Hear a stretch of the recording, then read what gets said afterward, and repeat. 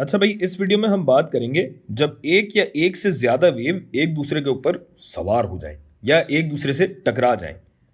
टकराने से क्या होगा भाई? मिसाल के तौर पे ये जो हरी वाली एक लहर है, इसको मैं लेके जाता हूँ और एक ये दूसरी जो नीली वाली लहर है, थोड़ा सा अलग करके रख दूँ, इससे ये टकरा जाती है। तो क्या ऐसा करने से क्या होगा? क्या ये नीली वाली वेव आगे हो जाएगी या हरी वाली वेव पीछे चली जाएगी? नहीं, ये सब नहीं होता भाई। ऐसी सूरत में जो होता है उसको कहा जाता है इंटरफेरेंस। जैसे काम में इंटरफेयर करते हैं ना, अड़ते हैं एक दूसरे के, ये वो है।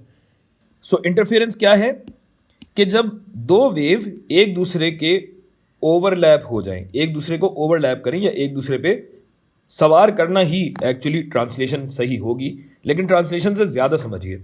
होगा क्या कि जब एक या एक से ज़्यादा वेव एक दूसरे से मिलती हैं, चलें ये कह लेते हैं, जब ये एक दूसरे से मिलती हैं तो एक बड़ी ज़बरदस्त सी चीज़ होती है, और ज़बरदस्त सी चीज़ ये होती है कि इन दोनों की जो डिस्प्लेसमेंट्स हैं वो जमा हो जाती हैं।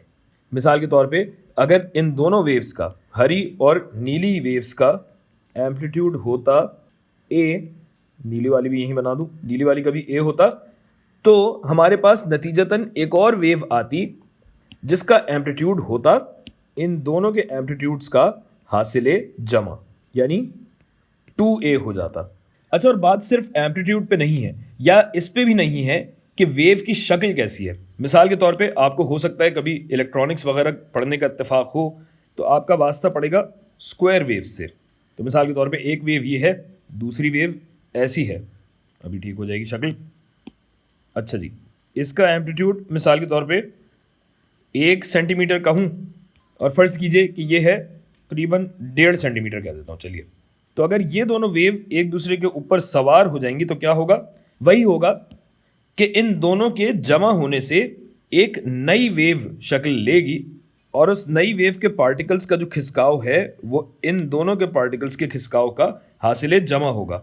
यानी क्या हो जाएगा? ये 1 और 1.5 यानी 2.5 सेंटीमीटर का एम्पलीट्यूड इस वेव का होगा। गोया होता क्या है कि जब एक या एक से ज़्यादा वेव्स एक दूसरे के साथ इंटरफेयर करें तो एक नई वेव बनती है जिसका एम्पलीट्यूड या जिसकी ऊंचाई इन तमाम वेव्स की ऊंचाइयों का हासिले जमा होती है। लिहाजा बात सिर्फ एम्पलीट्यूड की नहीं है। मिसाल के तौर पे अगर यही वाली मिसाल मैं आपको दूं, लेकिन एक अजीब सी वेव आपको दे दूं। मिसाल के तौर पे ये जो ऑरेंज वाली आपके पास वेव आ रही थी, रुकिए ज़रा इसको हटाऊं, और ये गुलाबी वाली वेव मैं आपको मुसल्लस की शक्ल में दे दूं फिर, और इसका भी मैं कहूं कि सबसे ज़्यादा ऊंचाई इसकी है, वही 1 सेंटीमीटर रखते हैं। अब क्या होगा? अब अगर ये दोनों वेव एक दूसरे के ऊपर सवार होंगी या एक दूसरे के साथ इंटरफेयर करेंगी तो जो नई वेव बनेगी उसका एम्पलीट्यूड कैसा होगा? ये देखिए, अच्छा ही हुआ कि मैंने इन दोनों की चौड़ाई बराबर नहीं रखी, इससे एक्चुअली एक बात साबित हो जाएगी। देखिए भाई, जो नई वेव आपके पास बनेगी ना, नई वेव का एम्पलीट्यूड यहाँ देखिए कि इसी वेव के बराबर होगा, क्योंकि इस पॉइंट तक कोई इंटरफेरेंस नहीं हो रही। तो यहां से हमने शुरू किया, ये तकरीबन यहां तक जाएगा, लेकिन उसके बाद क्या होता है? उसके बाद क्या होगा? यहां से एम्पलीट्यूड बढ़ना शुरू हो जाएगा। अब बढ़ के कहां तक पहुंचेगा? ये बढ़ के पहुंचेगा 2.5 तक, यानी हमारी रिजल्टेंट वेव कुछ यूं बनेगी और फिर यूं वापस आएगी। बात आप शायद समझ ही चुके हैं। ये सॉफ्टवेयर की कुछ लिमिटेशन की वजह से मैं ज़रा सा नहीं कर पा रहा हूँ बात, लेकिन आप समझ चुके हैं। तो इसकी कुल ऊंचाई होगी 2.5 सेंटीमीटर। अच्छा, अब सवाल यह कि यहाँ पे तो वेव्स जमा हुए चले जा रही थी, तो भाई बात यह, यहाँ तो मुस्बत मुस्बत एम्पलीट्यूड था तो सब अच्छा था कि सब जमा हुए चला जा रहा है।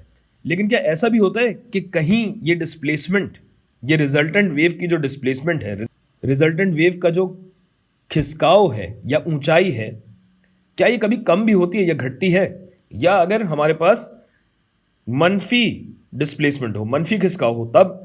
तो भाई ये याद रखिए कि इससे गरज नहीं है कि क्या मुस्बत है और क्या मनफी है, जो भी ऊंचाई होगी उसको जमा करना होगा। मिसाल के तौर पे आपने देखा कि ये जो y1 है यहाँ पे मनफी है, जबकि y2 यानी नीली वाली वेव का खिसकाव या उसकी ऊंचाई भी मनफी है।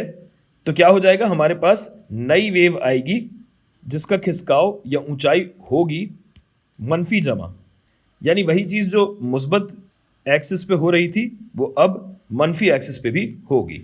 ये तो अगर इन दोनों के एम्पलीट्यूड जो हैं वो अगर यहाँ मनफी ए थे तो इसका एम्पलीट्यूड आप समझ चुके हैं, ये होगा मनफी 2a। अच्छा ऐसा भी तो मुमकिन है कि एक वेव अच्छा ऐसा भी तो मुमकिन है कि एक वेव मुस्बत हो और एक वेव मनफी हो, फिर क्या होगा? वही बात, देखिए ये अगर मुस्बत ए है और ये मनफी ए है तो नतीजतन बनने वाली वेव यानी रिजल्टेंट वेव जो है उसका एम्पलीट्यूड क्या होगा? सिफर होगा। क्यों?